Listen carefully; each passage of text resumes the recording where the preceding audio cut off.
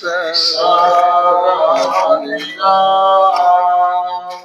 وأئمتنا وموالينا أبي بكر وعمر وعثمان وعلي رضي الله عنه الحسن ثم الحسين وأن بقية الصحابة وقرابة رسول الله صلى الله عليهم أجمعين والحمد لله رب العالمين.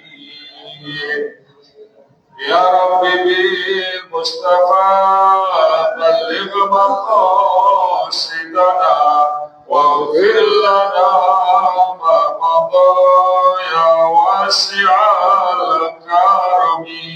يا رب بالمصطفى بلغ مقاصدنا واغفر لنا ما مضى يا واسع الكرم.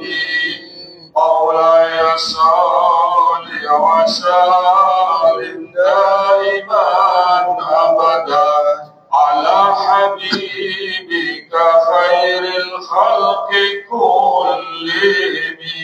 يا ربي بالمصطفى بلغ مقاصدنا واغفر لنا ما مضى يا واسع الكرم.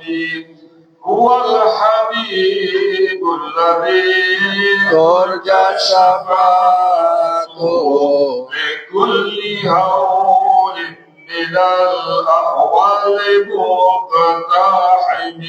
يا ربي بالمصطفى بلغ مقاصدنا واغفر لنا ما مضى يا واسع الكرم. يا ربي بالمصطفى بلغ مقاصدنا واغفر لنا ما مضى يا واسع الكرم. يا ربي بالمصطفى بلغ مقاصدنا واغفر لنا واسع الكرم. اللهم صل وسلم وبارك عليه وعلى آله.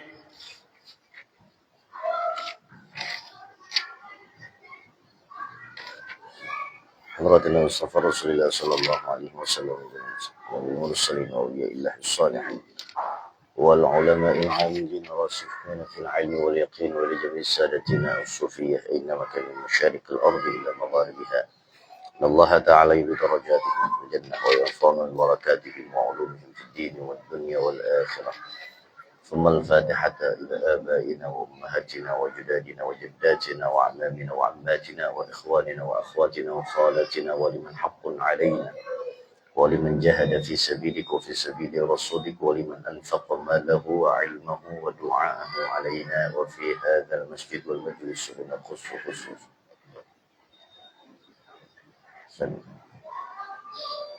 ولأصحاب الحقوق علينا والمعلمين في الدين إن الله تعالى يتوشانا ويتوشاهم بالرحمة والمغفرة وأن يرزقنا السلام الصحة والعافية بدوام الاستقامة السهلة والنجاح والربح وحسن الخاتمة بجاه حبيب الله صلى الله عليه وسلم. الفاتحة. أعوذ بالله من الشيطان الرجيم. بسم الله الرحمن الرحيم. الحمد لله رب العالمين الرحمن الرحيم مالك يوم الدين إياك نعبد وإياك نستعين اهدنا الصراط المستقيم صراط الذين أنعمت عليهم غير المغضوب عليهم ولا الضالين. آمين يا مجيب السائلين.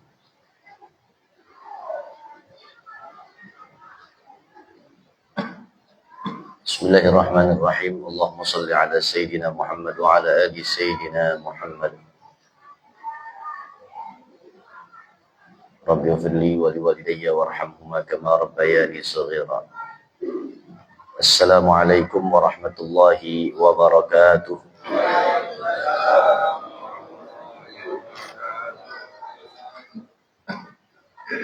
Alhamdulillah. Alhamdulillahi Rabbil Alamin. Wal aqibatu lil muttaqin. Wala udwana illa ala zalimin. Wassalatu wassalamu ala ashrafil anbiya'i wal mursalin. Sayyidina Muhammadin. Wa ala alihi wa ashabihi ajma'in. Subhanaka la ilma lana illa ma 'allamtana innaka antal alimul hakim. Allahumma rzuqna fahman nabiyyin wa hifdzal mursalin wa ilhamal malaikatil muqarrabin birahmatika ya arhamar rahimin. Amin ya rabbal alamin. Amma ba'du, ma'asyiral muslimin, Bapak Ibu, para jamaah sekalian, para pecinta ilmu, para pecinta ibadah, para pemakmur rumah Allah Masjid Jami Al-Musannifiyah yang sama-sama kita cintai ini. Mudah-mudahan Allah tambahkan nilai kemuliaan demi kemuliaan untuk kehidupan kita dari dunia sampai akhirat. Amin ya rabbal. Puji dan syukur kehadirat Allah Subhanahu wa Ta'ala pada kesempatan malam hari ini. Allah berikan kepada kita berbagai macam kenikmatan. Satu di antaranya adalah nikmat kembali kita mengibadahi Allah, mengabdikan diri kita kepada Allah melalui jalur salat kita yang baru saja kita tunaikan sebanyak 3 rakaat, alhamdulillah, secara berjamaah tepat pada waktu di dalam masjid rumah Allah. Kemudian tidak kembali kita bergegas pulang, namun kita duduk bersimpuh. Kita niatkan diri ini untuk hadir dalam majlis ilmu, majlis yang paling disuka, dicinta oleh Allah dan Rasulnya. Insya Allah harapan besar kita, semua rangkaian ibadah kita yang kita tunaikan pada hari ini, hari yang lewat dan hari-hari yang akan datang, mudah-mudahan Allah jadikan ibadah kita ibadah yang maqbulah, ibadah yang diterima oleh Allah Subhanahu wa Ta'ala, yang nantinya akan menjadi kenikmatan di alam barzah kita masing-masing. Insya para jamaah sekalian yang dimuliakan oleh Allah Subhanahu wa Ta'ala, mari sama-sama kita mengucapkan niat i'tikaf demi menuju kesempurnaan bagian i'tikaf kita. Kita baca lafaz i'tikaf, ikuti setelah saya. Bismillahirrahmanirrahim. Nawaitu an a'takifa fi hadzal masjid ma dumtu fihi sunnatan lillahi ta'ala walhamdulillahi rabbil alamin.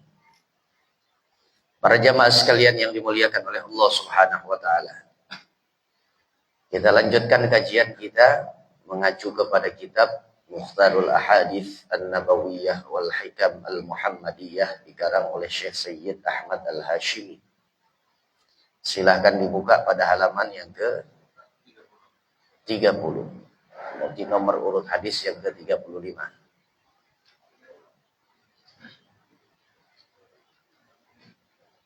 Buka halaman ke-30, nomor urut hadisnya yang ke-35.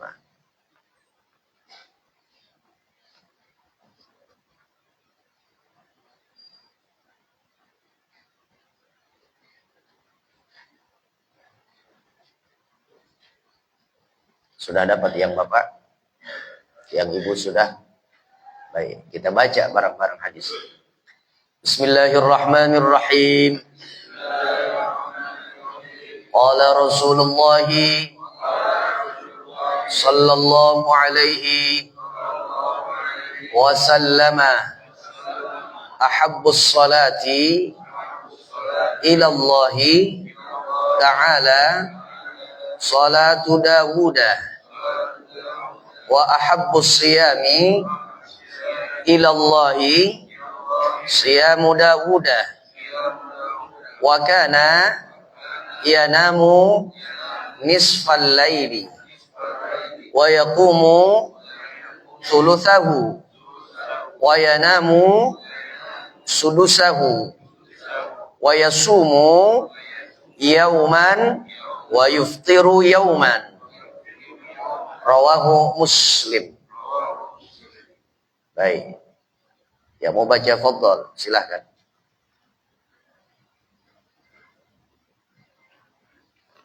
Bismillahirrahmanirrahim. Qala Rasulullah sallallahu alaihi wasallam. Ya. Aqabus salati. Ya. Allah Ta'ala. Salatu Dawud. Aqabus siyami Allah. Siyamu Dawud. Ya. Kana yanamu nisful lail wa yaqumu sulusatu wa yanamu sulusatu wa yasumu yawman. Wa yu'tiru Wa yuftiru. Artinya, sholat yang paling disukai Allah adalah sholatnya Nabi Daud, dan sahurnya yang paling disukai oleh Allah adalah sahurnya Nabi Daud. Dia tidur separuh malam, lalu dengan mengerjakan sholat sepertiganya dan tidur lagi seperenamnya, dan mengerjakan sahur sehari dan berbuka sehari. Wallahu a'lam bishawab. Jamaah yang Bapak ada yang mau baca hadisnya, silahkan.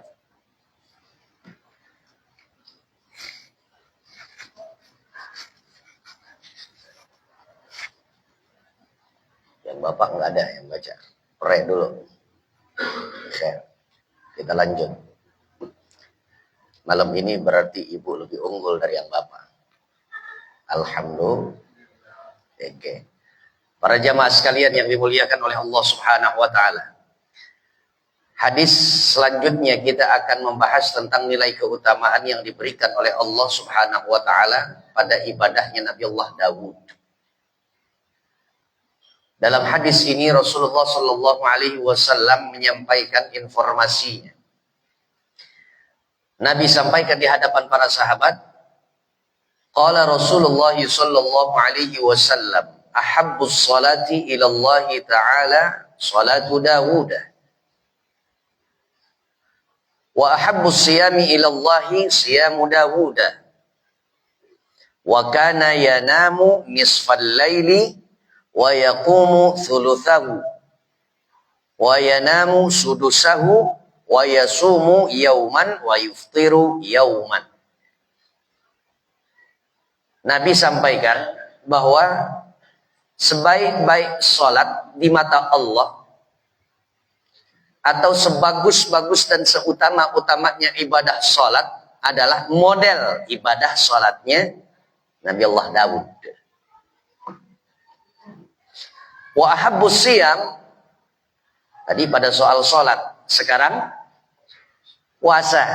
Soal puasa, ternyata Allah suka, Allah senang dengan model ibadah puasanya Nabi Allah Daud lagi.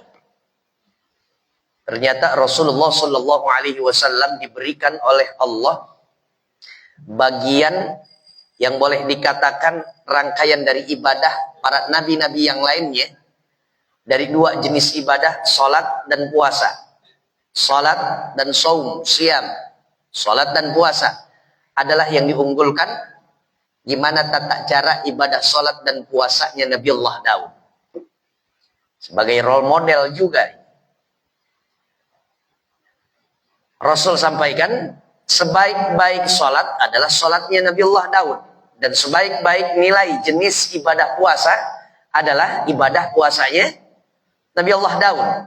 Tentunya yang dimaksud di sini adalah bukan puasa Ramadan. Puasa Ramadan syariatnya baginda Rasul. Namun yang dimaksud di sini adalah puasa sunnah, yang nawafil, yang nafilah. Wa ahabbus siyami ilallahi siyamu Daud. Setelah diucapkan oleh Nabi, sebaik-baik salat yang paling disuka oleh Allah adalah salatnya Daud, dan sebaik-baik daripada rangkaian ibadah puasa adalah yang dilakukan oleh Nabi Allah Daud. Baru dirinci oleh Rasul. Kenapa Rasul menyatakan demikian? Alasannya, Allah suka cara sholatnya Nabi Allah Daud dan puasanya Nabi Allah Daud. Ini alasannya. Lanjut hadisnya itu dalam bentuk perincinya. Karena wa kana yanamu nisfal laili. Yang namanya Nabi Allah Daud, dia tidur cuman separuh malam doang. Separuh malam, setengahnya. Cuma sebagian malam. Kalau ada bola utuh, belahnya belah dua begitu. Separuh malam. Wa yaqumu, lalu kemudian sepertiganya dia jadikan sebagai alat untuk dia qiyam. Qiyam di sini artinya qiyamul lail. Bangun kemudian sholat sunnah. Kalau syariatnya baginda Rasul, ini sholatnya sholat apa? Tahajud gitu. Sholatnya sholat apa? Tahajud. Wa yanamu sudusahu. 1/6-nya lagi digunain untuk tidur lagi. Bayangkan Pak, 1/3 malamnya itu dijadikan oleh Nabiullah Daud untuk sholat, qiyam, tahajud, lalu kemudian setelahnya tidur lagi. Tidur. Adapun soal puasa gimana rincinya? Puasanya Nabiullah Daud itu adalah puasa yang hari ini dia berpuasa, besok dia buka. Artinya buka, bukan sahurnya tadi subuh. Bukanya besok pagi, bukan. Maksudnya nih hari puasa, besok pre.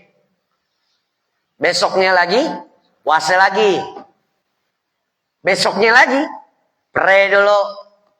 Terus begitu, puasa pre, puasa pre, puasa pre. Kalau begitu Nabiullah Daud puasa pre. Kalau kita selain Ramadan pre puasa. Kebalikannya Nabiullah Daud. Ya, puasa pokoknya Ramadan aja bisa cukup. Ya alhamdulillah sih cakep. Yang kita takut begitu ditimbang sama Allah, puasa Ramadan kita bagus. Tapi maksiat kita bagus juga banyaknya gitu. Bagusnya tanda kutip, maksudnya berat juga. Akhirnya timbang, seri. Begitu seri, nggak kebantu ame nafilahnya. Ame sunah-sunahnya nggak kebantu. Berapa banyak nilai ibadah yang wajib kebantu. Yang bolong di wajib, ketambal ame yang sunnah. Makanya jangan anggap remeh begitu tuh sunnah.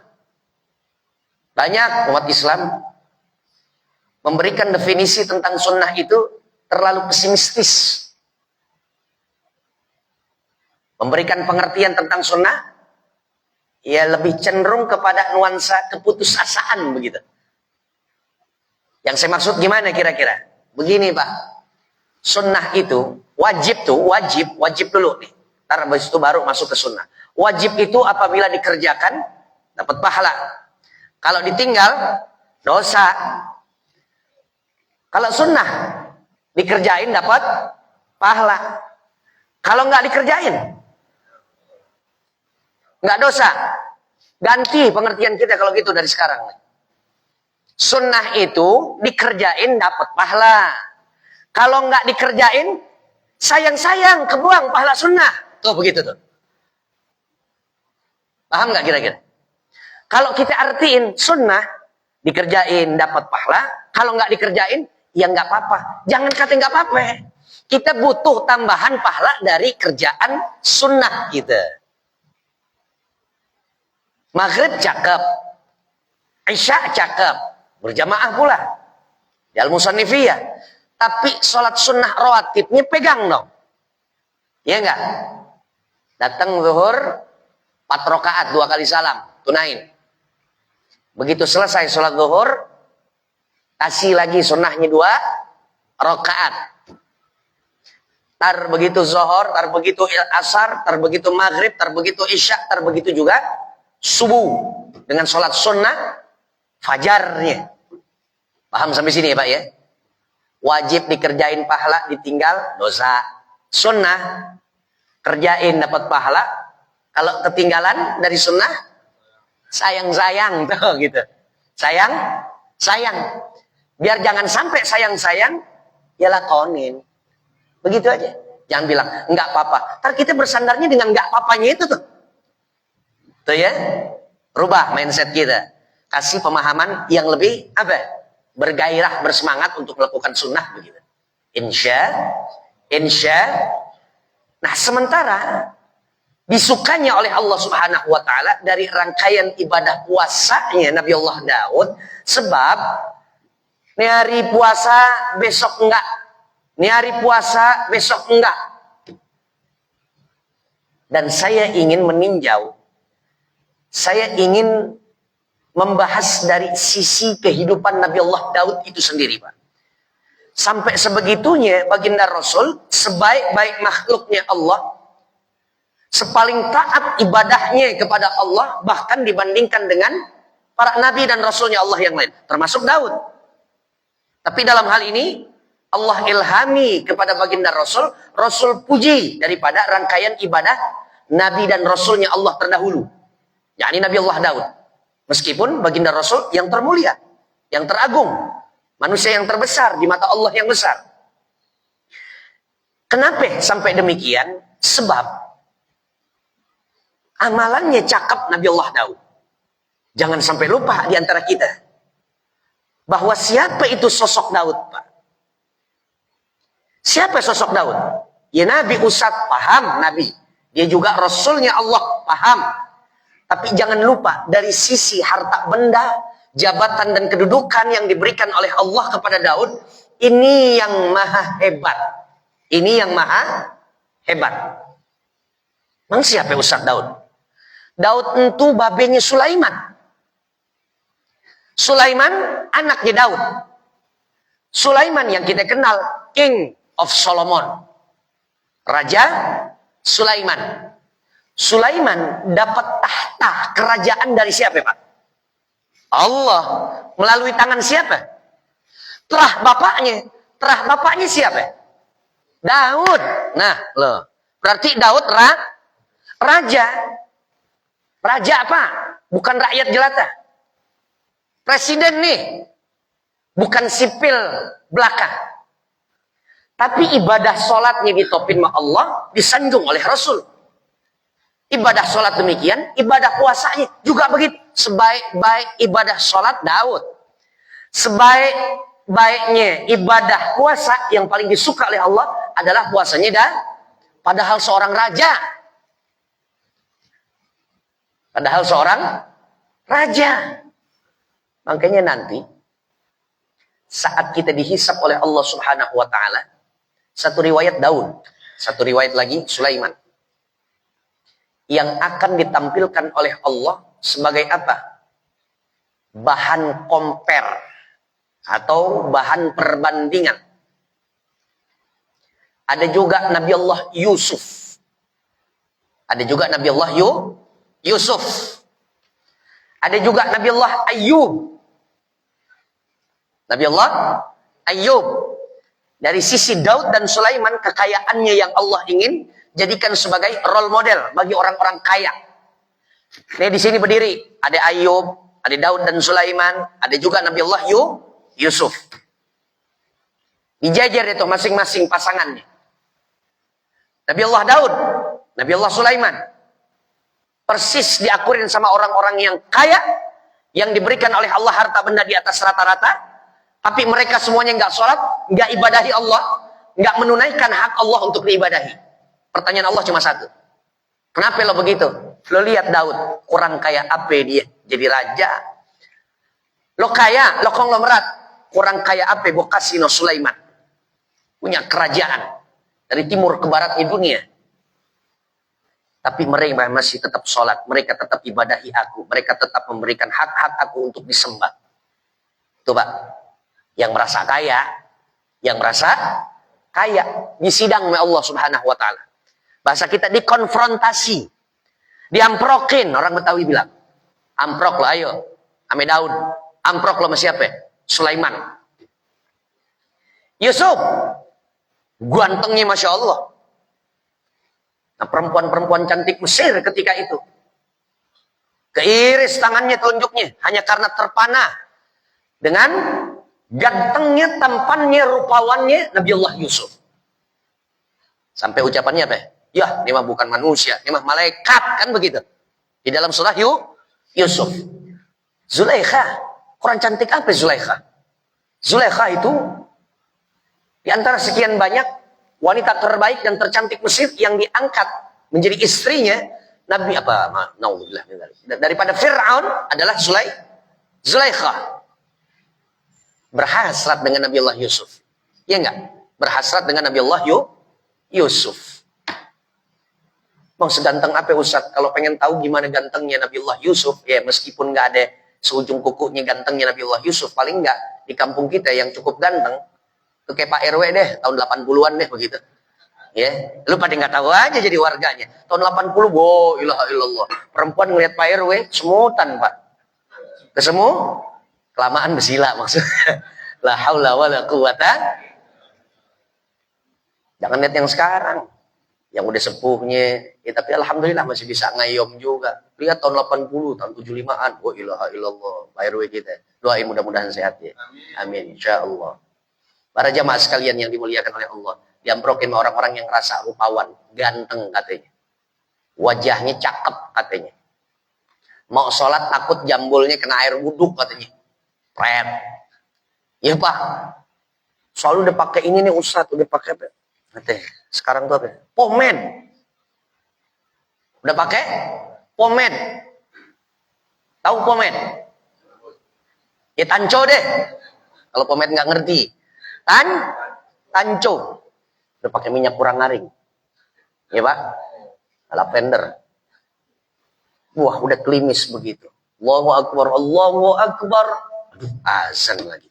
Udah pakai. Belahan udah pas banget lagi. Lurus begitu. Ntar aja deh gua kodok. Pale lo kodok. Nggak ada uzur syariah. Hanya karena apa? Takut jambulnya rusak. Uduk-uduk lagi. Komen ganteng-gantengan sama Yusuf. Yusuf nggak kenal yang namanya waktu. Kalau untuk soal ibadah kepada Allah. Apa-apa pokoknya sandarannya Allah. Lagi dapat masalah? Allah. Allah. Sampai diangkat menjadi apa? Penguasanya Mesir. Allah tetap. Ayub. Giliran Ayub sekarang. Orang-orang yang sakit yang kadang-kadang suka memaklumi dirinya tanpa mengetahui bahwa Allah sudah menurunkan toleransinya atau tidak, tapi dia memaklumi dirinya sendiri. Udah, gue gak usah sholat, Allah juga ngerti, gue lagi begini nih. Enggak, tetap sholat. Lihat Ayub. Dia punya penyakit yang Allah nggak kasih kepada penyakit-penyakit kepada manusia-manusia setelahnya. Dan bahkan nggak pernah dikasih kepada orang sebelumnya. Penyakitnya Ayub. Dan ketahanan, tabah dan sabarnya Ayub, ini yang menjadi acuan kita untuk punya sabar, tabah seperti Ayub. Kalau lagi ngadepin sakit. Ya Pak. Insya. Lagi kalau orang-orang sufi ngerti sakit, dia Masya Allah, nggak sampai ngarepin datang sakit sih, enggak. Cuman pada saat sakit, dia benar-benar manfaatin waktu saat dia sakit dengan banyak doa. Demi Allah, dengan banyak doa. 4 lisan manusia yang saat dia berdoa, begitu dia berdoa, pantang Allah Subhanahu wa Ta'ala tidak memberikan ijabah pada doa tersebut. Artinya apa? Lisannya ini lancip.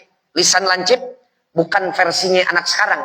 Lisan lancip suka nyinggung, suka nyindir, suka ngatain, suka maki, suka ngejelekin. Bukan. Lisan lancip maksudnya menggetarkan arsy-Nya Allah. Saat dia berdoa, goyang arsy-Nya Allah. Diijabah oleh Allah. Siapa? Satu diantaranya adalah orang yang apabila diberikan uji coba berupa penyakit, lalu kemudian dia sabar dan tabah, semasa sakitnya itu, kalau dia berdoa, maka Allah Subhanahu wa Ta'ala akan ijabah doanya. Dan kadang-kadang kalau kita lagi sakit, kebanyakan kita ngeluh. Pakai nyalain Allah lagi. Pakai nyalain, ya Allah, pakai sakit lagi. Kenapa lo? Dikte Allah. Iya Pak? Bukan masalah begitu ya Allah. Ini kerjaan lagi banyak-banyaknya soalnya. Justru itu ujiannya dari Allah. Tapi banyak alihin keluhan jadi doa. Makanya kita kalau misalkan, saya maksudnya. Saya kalau lagi ngejenguk orang sakit, tapi yang bukan lagi di rumah sakit, di ruang rawat inap, apalagi yang dari ICU, tapi dia udah pulang ke rumah begitu kita datang, kan biasanya sama jamaah tuh, atau mah teman-teman asatiz yang lainnya. Kita pengen jenguk misalkan kiai-kiai kita begitu yang lagi pada sakit. Kan biasanya kalau kita datang sama ustadz, udah untuk begitu selesai ngelihat jenguk orang sakit yang nggak boleh lama-lama ya. Jenguk sakit orang jangan pakai lama. Kenapa? Amalan yang paling disuka oleh Allah salah satunya juga apa? Suratul qiyam min 'indil marid. Segera bangkit, pamit kalau lagi Jenguk, lagi longokin orang sakit, lagi besuk. Nggak boleh lama-lama. Kenapa? Yang sakit boleh jadi mau buru-buru istirahat dia. Udah jam waktunya untuk minum obat, nggak enak kalau masih nerima tamu. Begitu udah selesai, kan kita kadang-kadang, ayo kita doa dulu. Biasa langsung siapa yang dikasih? Ustadz, ayo Ustadz. Kalau acara-acara yang lain boleh deh, serahin Ustadz. Tapi kalau lagi kayak begini, serahin yang lagi sakit. Seumpama dia mampu. Kalau yang di ICU lagi koma, bangun-bangun lo doa, ayo lidah lu, jangan. Cepat mati malah justru dia jadi. Ya Pak? Yang sekiranya dalam proses penyembuhan, pemulihan. Atau yang kedua, siapa yang lidahnya? Orang yang keluar rumahnya, keluar kampungnya demi untuk memperjuangkan ajaran agama Allah. Para mujahid fisabilillah. Sampai dia kembali ke kampungnya. Atau dia nggak kembali, artinya dapetin nilai syahid di medan laganya Allah Subhanahu wa taala. Dan namanya orang yang pada berangkat haji. Pak, Bu, yang pada berangkat haji. Kalau ada tetangga kita yang pada berangkat haji, Masya Allah. Mulai dari bertolaknya dia dari tanah air, dia tuju tanah suci Mekah, Madinah, sampai dia kembali lagi ke tanah airnya. Ucapannya sangat diperhatikan oleh Allah Subhanahu wa taala. Pokoknya apa yang dikatakan itu yang betul-betul dicairin sama Allah. Ibarat kalau proposal bukan cuma diajuin, langsung dicairin sama Allah. Makanya kalau kita lagi hadir walimatus safar, ngehadirin orang yang lagi ngeratib mau berangkat haji, ya Pak, jangan pakai pesen yang ngecek-ngecek, jangan. Dia mau haji ya besok, ntar beliin gue parfumnya di Madinah, enak-enak deh parfumnya. Ya ilaha illallah, tibang parfum, condet banyak, yang refill, berjejer lagi. Dari mulai El-Hawi itu turun. Gue nitip gamis ya. Gue nitip rida ya. Sorban yang kashmir tuh, yang bagus begitu. Blok A, Blok B, Blok F. Pasar Tasik lebih terjangkau harganya. Tamrin City kalau pengen yang lebih kayak mall. Banyak Pak. Terus apa dong yang dititip? Ya doa. Nitip tuh apa yang di sini nggak ada, di sono ada. Apa kira-kira? Multazam. Di Indonesia ada nggak multazam? Antara rukun Hajar Aswad dengan pintu Ka'bah. Di antaranya itu namanya tempat di mana Allah tentukan istijab doa. Apa aja yang kita minta, jadi. Makanya kalau ngelihat orang yang pengen berangkat haji, tulis di secari kertas, titipnya doa. Satu, tulis tuh. Minta supaya Allah sembuhkan penyakit istriku yang sudah sekian belas tahun lamanya. Nggak kunjung sembuh. Minta sama Allah supaya sembuh. Satu. Yang kedua, minta keberhasilan anak-anak yang lagi menjalankan pendidikan di pondok pesantren. Biar jadi mujahid-mujahidnya Allah. Titik. Dua. Tiga. Minta doa supaya tahun ini naik pelaminan lagi. Jika dibutuhkan. Yang ketiga ini syaratnya kalau dibutuhkan. Perlu Ustadz? Ya kalau diperlukan. Kenapa? Sebab dia pengen ngawinin anak yang pertama. Kalau anak dikawinin Pak. Bapak nih punya anak pertama. Dia pengen ngawinin buat hajat. Begitu anaknya disandingin dengan calonnya. Pengantin perempuan dengan pengantin laki-laki, kira-kira emak bapaknya naik juga nggak ke pelaminan? Nah maksudnya buat dampingin pengantin anaknya tuh, bukan bapak yang untuk nikah lagi, paham? Orang sini kebanyakan yang pada GR-nya aja. La haula wala quwata. Maksudnya buat dampingin anak yang nikah. Lipet, masukin ke amplop. Serahin langsung Ustaz. Jangan. Terus selipin 150-200 ribu. Apa iya Ustaz? Lo belasan tahun, puluhan tahun doa gak kunjung datang. Nah dia mau ke tempat yang paling mustajabah dan dia berangkat gak pakai kaki, gak jalan. ONH-nya 56 juta. Lu timbang 200.000. Begitu selesai didoain, lalu kemudian dia mau pulang, dia ingat, oh iya lu ngamplopin ya. Beliin juga gamisnya. Tuh, 200.000 dapat gamis juga. Doa diijabah. Mau hitung-hitungan lagi. La haula wala quwata. Yang paling mahalnya itu adalah kita minjem lisannya dia. Minjem lisannya dia. Kalau orang dulu bilang orang yang baru pulang, malaikat masih nempel kata begitu ya. Makanya minta doa supaya ketepak kita. Dia berangkat haji, mudah-mudahan besok tahun besok kita yang berangkat haji. Amin. Amin. Males banget bilang aminnya. Mau nggak haji, Pak? Mau nggak haji? Coba tunjuk tangan. Yang belum berangkat haji siapa? Gua kata tunjuk tangan, bukan sedikit tapi banyak. Tunjuk tangan. Siapa coba yang pengen naik haji tapi belum naik haji juga? Tunjuk tangan coba. Keukur. Yang semangat, yang tinggi, insya Allah lebih cepat dia dipanggil oleh Allah untuk menaikkan ibadah haji. Deh turunin, maksud saya baik. Berapa banyak yang di ruangan ini belum menaikkan ibadah haji, maksud saya pengen doain. Saya doain mudah-mudahan yang di ruangan ini. Bahkan masyarakat yang dengar speaker ini dan bantu aminkan dari rumah. Saya doain mudah-mudahan Allah berikan kepada kita kesempatan untuk menunaikan ibadah haji sebelum Allah jemput dengan ajal dan maut kita. Amin. Ya Rabbal. Tuh Ayub sakit tapi mintanya sama Allah Subhanahu wa taala biar tetap ibadah. Ini orang yang sakit maklumin dirinya. Nah, udah deh, nggak usah puasa aja. Ustaz, tapi ini pakai kateter, makanya belajar fikih. Belajar fikih. Mau gimana kita sholat Ustaz? Kan pakai kateter, sementara kita juga nggak ngerti. Ini pipis sampai enggak, pokoknya kantong penuh aja, kan begitu. Orang lagi pakai kateter. Iya Pak? Udah pernah pakai kateter? Saya doain, jangan pakai belum. Enggak aja gitu. Kalau belum ntar lu nungguin. Mudah-mudahan pada sehat. Insya sholat tetap. Waktunya azan maghrib berkumandang, ambil wudhu. Sekiranya organ tubuh yang bisa dibasuh pada bagian tubuh untuk wudhu, basuh. Kalau nggak bisa cukup di tempat itu, ditayamumkan. Nawaitul wudhu badalan. Nawaitu at-tayammuma badalan lil wudhu. Gitu aja udah. Saya niat tayamum sebagai pengganti daripada wudhu. Begitu selesai, Allahu Akbar. Sholat maghrib, sholat zuhur, sholat asar, sholat subuh, sholat isya. Tetap. Kan keadaan begini. Keadaan begini. Itu sholat namanya ihtiraman lil wakti. Atau hormatan lil wakti. Untuk menghormati datangnya waktu sholat saat itu. Sholat apa? Maghrib. Maghrib berarti.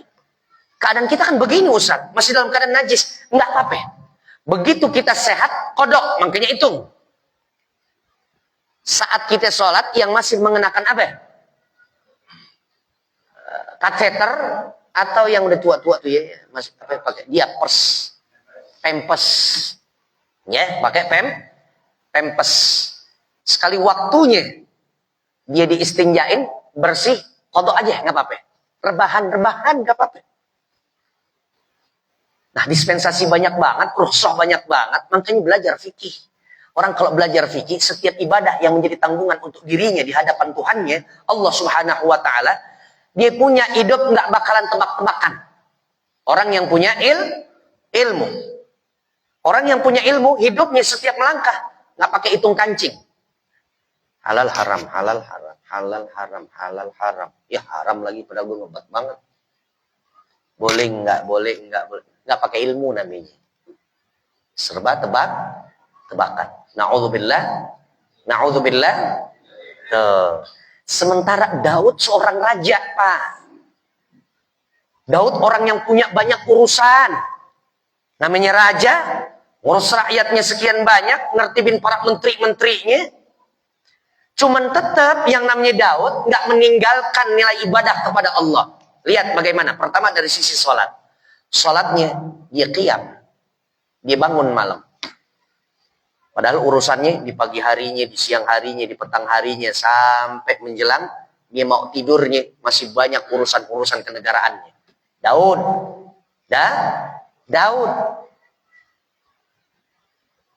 Di tengah tidurnya masih bangun ingat Allah subhanahu wa ta'ala. Kita padahal untuk hari weekend. Weekend kan libur, Pak. Weekend libur. Artinya apa Ustaz? Potensinya hari Sabtu malam Ahad, Ahad paginya, kalau memang banyak istirahat di hari Sabtunya kita, kegiatan cuma satu, kondangan doang. Nggak kerja, nggak nguli, nggak sampai letih banget kita. Paling nggak malamnya bisa kita qiyamul lail. Malam Ahad tuh, malam Minggu. Cuman nggak sholat juga kita. Apalagi hari-hari biasa. Yang barangkali alasan kita, udah kecapean kali Ustaz, iya nggak apa-apa, ini malam. Kecapean. Barangkali nanti pas lagi nggak capek, lagi nggak kerja, coba bangun juga. Nggak juga.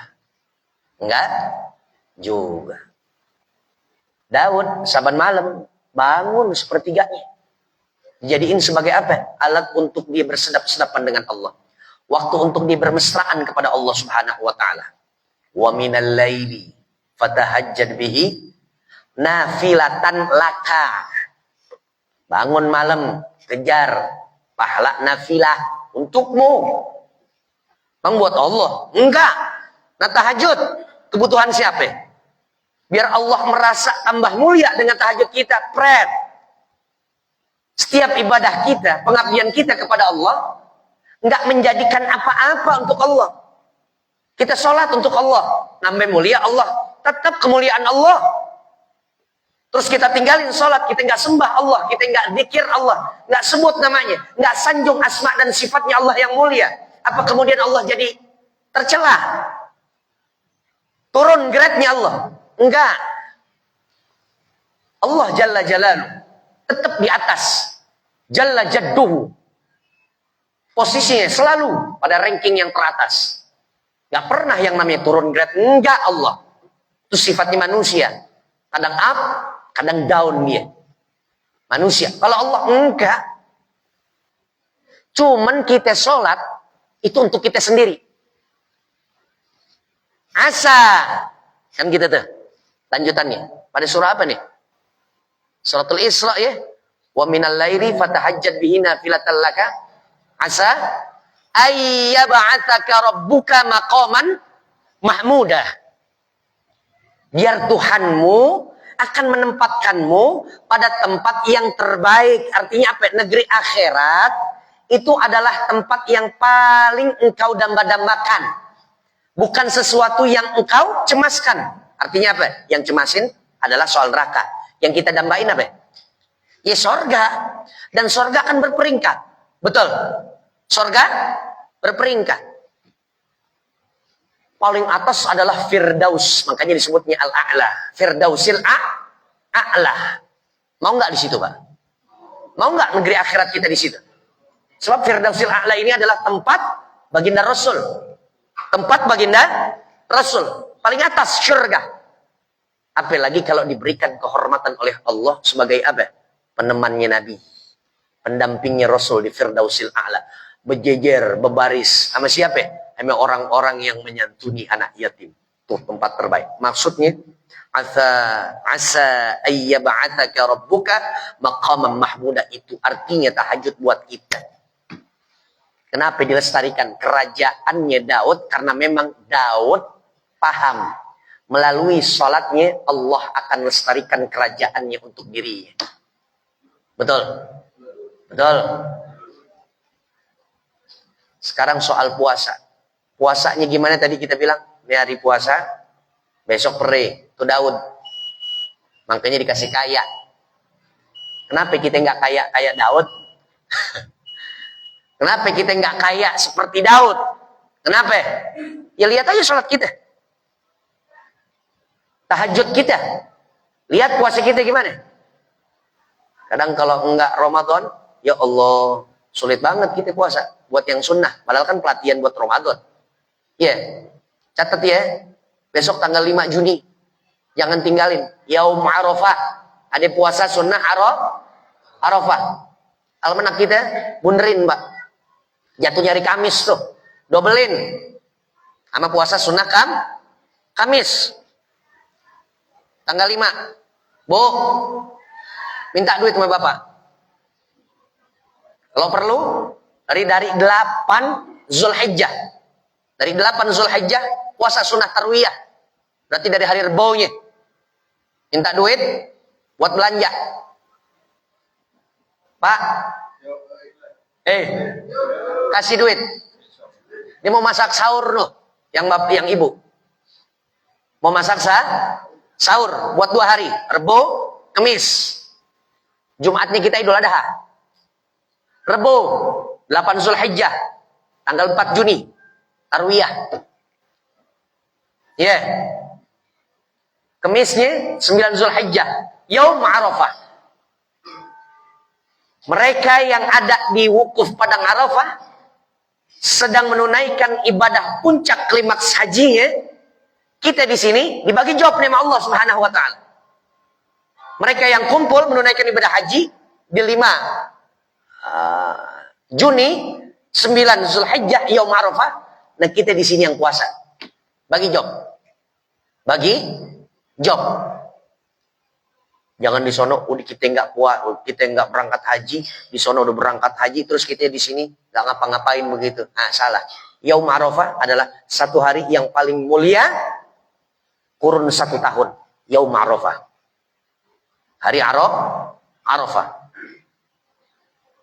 Karena wukuf padang Arafah itu 9 Zulhijjah. Lalu kemudian malam yang paling termulia kurun 1 tahun, Lailatul Qadar. Lailatul Qadar. 10 pada akhir Ramadan itu adalah 10 terakhir yang terbaik. Kurun 1 tahun. 10 yang pertama, yang terbaik dalam kurun 1 tahun adalah 10 hari pertama pada bulan Dzulhijjah. 1 sampai 10 itu yang terbaik. Itu keterangan dari Rasulullah Shallallahu Alaihi Wasallam. Tidak ada amalan yang paling disuka apabila seorang hamba beramal kepada Allah Subhanahu wa taala melainkan dia gunakan 10 pertama pada bulan Dzulhijjah, tanggal 1 sampai 10. Kalau Ramadan 21 sampai 29 Ramadan. Yang ngaji paham, yang nggak ngaji nggak sampai ilmunya. Itu keutamaan orang-orang yang duduk dalam majelis ilmu. Jadi jangan sampai tanggal 1 sampai tanggal 10 ada perilaku-perilaku yang maksiat, padahal di hari itu hari yang mulia. Justru sebaliknya, tanggal 1 sampai 10 Zulhijjah isi dengan hal-hal yang terbaik yang bisa kita lakukan untuk Allah Subhanahu wa taala. Insya. Jadi puasa Arafah tanggal 5 Juni, tarwiyahnya 4 Juni Rebo, 5 Juni Kamis. Tanggal 6 Juninya hari Jumat. Insya Allah kita lebaran. Paham sampai sini? Paham sampai sini, Pak? Mudah-mudahan Allah jadikan kita sebagai pribadi-pribadi Daud. Baik dari sisi nilai ibadah yang bersemangat soal sholat. Mudah-mudahan Allah jadikan dan tanamkan pada diri kita seperti pribadinya Daud dalam soal ibadah puasanya. Dan mudah-mudahan yang ketiga Allah berikan dan kurniakan kepada kita sisi kehidupan seperti Daud. Dari sisi kekayaan yang Allah limpahkan ke Daud, Allah kurniakan pula kepada kehidupan dan diri kita. Amin ya Rabbal. Sekarang tanggal berapa Pak RW?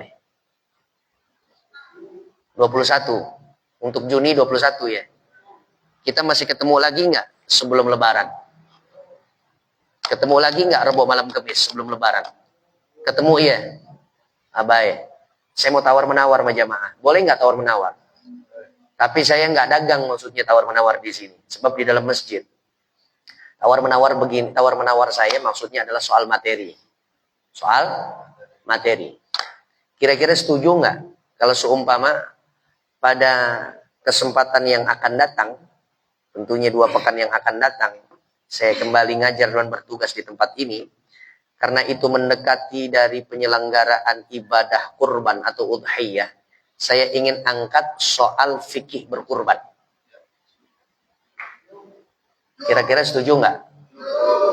Biar jangan sampai setiap para panitia-panitia kurban dari tahun menahun betah banget sama kejahilannya. Tiap tahun saleh mulu, betah lagi sama bodohnya. Na'udzubillah. Biar ada perbaikan, biar ada pembenahan. Yang baik bisa dipertahankan, insya Allah ditingkatkan. Tapi yang salah, yang keliru, buang. Ganti sama yang baik. Kira-kira setuju nggak? Baik, mudah-mudahan Allah panjangkan usia kita, sehatkan badan kita, dan kita baca suratul Fatihah. Mudah-mudahan Allah Subhanahu wa taala memberikan keberkahan kepada kehidupan kita. Ala hadhihi niyyah wa ala kulli niyatin shalihah. Al-Fatihah. A'udzu billahi minasyaitonir rajim. Bismillahirrahmanirrahim. Alhamdulillahi rabbil alamin, arrahmanir rahim, maliki yaumiddin. Iyyaka na'budu wa iyyaka nasta'in. Ihdinas siratal mustaqim. Siratal ladzina an'amta 'alaihim ghairil maghdubi 'alaihim waladdallin. Amin ya mujibas sa'ilin. Saya ingin tambahkan sedikit Pak Bu. Di sini ada Ustaz Rohadi nih, Ustaz Haji Rohadi. Ada juga Pak RW. Kalau demikian saya akan angkat soal fikih tentang berkurban. Ini kan lumayan buat modal dan juga bekal cara bekerjanya panitia, kan begitu? Silahkan sampaikan kepada pengurus, kalau misalkan memang di sini juga masih ada pengurus. Kalau begitu, untuk 2 pekan yang akan datang di kajian ini, libatkan juga kajian itu untuk dihadiri oleh panitia yang nantinya akan terlibat pada kepanitiaan kurban. Sebab ini ilmu, di mana-mana, mohon maaf, nggak ada niatan apa-apa. Biasanya di masjid-masjid selalu mengadakan, yaitu pembekalan menjelang Idul Adha atau penyelenggaraan hewan kurban, pemotongan udhiyah. Itu di mana-mana masjid minta kita untuk apa? Untuk menatar. Di hadapan kita pengurus masjid, jamaah masjid dan juga para panitia-panitia kurban. Untuk apa? Menatar. Supaya kerjaan kita dari A sampai Z, dari mulai menerima hewan kurban sampai distribusi, itu semuanya pure, murni, syar'i. Murni syar'i. Makanya besok menjelang Idul Adha atau Idul Kurban, gak perlu adain acara itu karena memang aneh pas lagi bertugas, maka libatin aja kalau gitu sekalian panitianya. Ya. Bismillahirrahmanirrahim. Alhamdulillahirabbil alamin. Allahumma shalli ala sayyidina Muhammad wa ala ali sayyidina Muhammad. Allahumma inna nastaudi'uka ma 'allamtanahu wa ma hafidnahu wa ma qara'nahu fardudhu ilaina 'inda hajatina ilaihi. Barang-barang baca Rabbighfirli warhamhuma kama rabbayani shaghira. Rabbighfirli ولوالدي وارحمهما كما ربياني صغيرا. رب اغفر لي ولوالدي وارحمهما كما ربياني صغيرا. ربنا آتنا حسنة وفي الآخرة حسنة وقنا عذاب النار. رضيت بالله ربا وبمحمد النبي ورسولا. يا الله بها يا الله بها. بسم الله الذي لا يضر مع اسمه شيء في الأرض ولا في السماء وهو السميع العليم.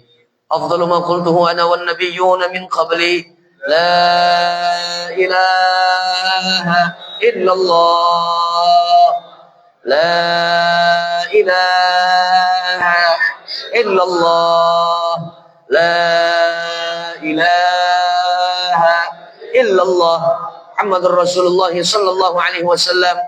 كلمة حق عليها نحيا وعليها نموت وعليها نبعث بها إن شاء الله تعالى من الآمنين. صلى الله على سيدنا محمد وعلى آل سيدنا محمد والحمد لله رب العالمين. ثم السلام عليكم ورحمة الله وبركاته.